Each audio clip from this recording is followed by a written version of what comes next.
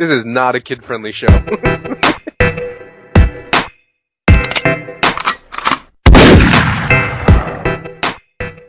Yo, what's going on, my dudes? Welcome to another RuneScape news coverage video. So today we're going to be talking about another post by Mod Jack regarding mining and smithing rework, specifically balancing XP rates, etc. when it comes to mining. So let's just jump right into it. So it says here, summary. This is a spreadsheet containing the rates of XP and ore after the rework. These numbers are highly subject to change and likely to change frequently as more mechanics are designed and implemented. I want to publish them as early as possible so that you can see roughly where the numbers we're looking at are. It's all subject to feedback, so let us know how you feel about them. If you feel like it, you can make a copy of the spreadsheet in order to enter your own custom data for level, mining pick, and ore in order to see what the different options come out to. So there's a link here to the spreadsheet. We're going to go quickly look at the spreadsheet. It's got a lot of numbers, etc. to go over, so I'm not really going to go heavily into that, but I will have the link to this design document, which will have the link to the spreadsheet on it, so you could visit it there. But let's just go ahead and check it out briefly. So just some brief quick information. The primary gameplay constants are, it will take 4 ticks. This is how long it takes to make 1 strike with a pickaxe, and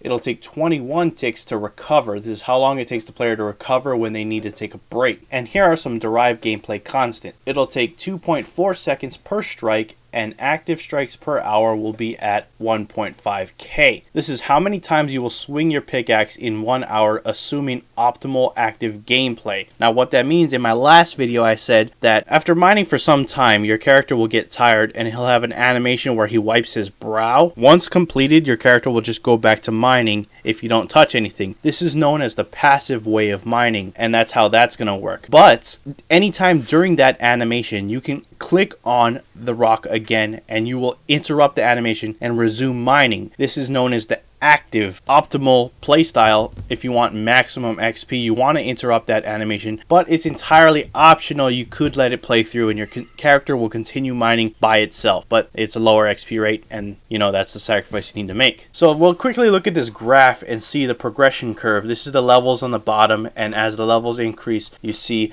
the XP per hour increasing. So the red bar is the passive, not activating the remining animation and just letting the rest animation play through, and the blue bar is the active one where you're actively hitting that rock. Every time you see your character get tired, you're re-clicking on that rock. So you can see the XP rates at the very high end are almost 50k, or if not maybe even more, 50k XP per hour difference between the active and passive styles of gameplay, which is massive. You can see quickly it's just over 150k per hour with the active playstyle at level 99, and about a little over 100k doing the passive style at level 99, which is interesting to see. Next up, I'll quickly show these graphs right here. Not going into major detail, but these are the XP rates you can expect if you're using the appropriate pickaxe for that ore. So you see it starts at 1.5k XP per hour at the very low end at level 1 using bronze, all the way up to 160k per hour at level 99 with Ethereum using Ethereum pickaxes. At the passive level, it starts at 250 XP per hour at level 1 and 128k XP per hour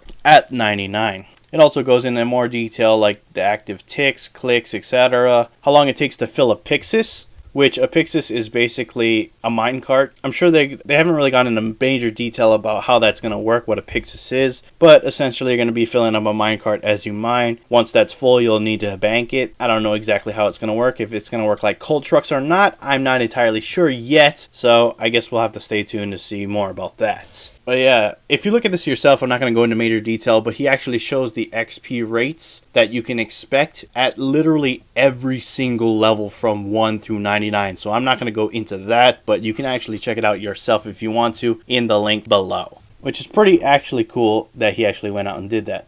Next up, we have rocks. It shows the difficulty and level required. We've all pretty much known about these new ores already, so that's nothing new, but he does show the XP multiplier, the capacity of each P6, which is minecarts. Interesting to note that you only can have 9 ore for Ethereum in the minecart. But I guess, I don't know, we'll see how that plays out. That's interesting. So pickaxes we have here, but we have progress and penetration. So you see in the progress, that's basically how much damage it's going to do to the HP bar of the rock. And the penetration is its ability to break through the defenses of the rock. If we're talking in terms of like combat, if you're trying to make that analogy of the new mining system with combat, basically progress would be your damage stat, penetration would be your accuracy. Next up, I'm not really going to go into this one, but this is benefits for each level, which is really interesting. It'll tell you at what level when you'll unlock something new for mining, which is really cool. Sometimes you might get something like a crit chance or a crit effect or less recovery. It says less recovery. The player can make one additional strike before needing to recover. Crit chance, the player is 10% more likely to get a critical hit, which will deal additional progress, but only on the tier of the ore. Crit effect, a crit hit deals additional progress, but only for the tier of the ore. And new ore, obviously you unlock the new ore, you're able to be mined. So I'm not going to go over this. It's all the way 1 through 99. It shows you the progression of everything you'll unlock for those tiers, so you can check it out for yourself. Next up, he has an XP table. Really simple. I mean, we already know exactly what this is. It just shows the XP at which every level is needed and the level to the next level, which everybody knows about that. It's uniform across all skills bar inventions, so nothing new here.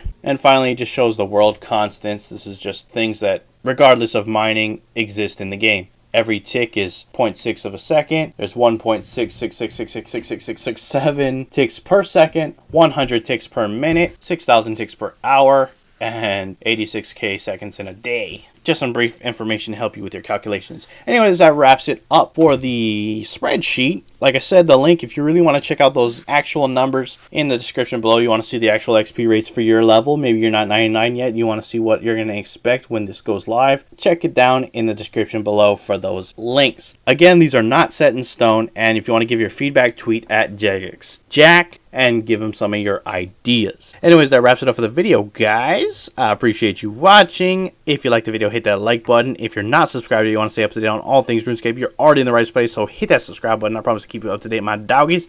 I am out. Peace.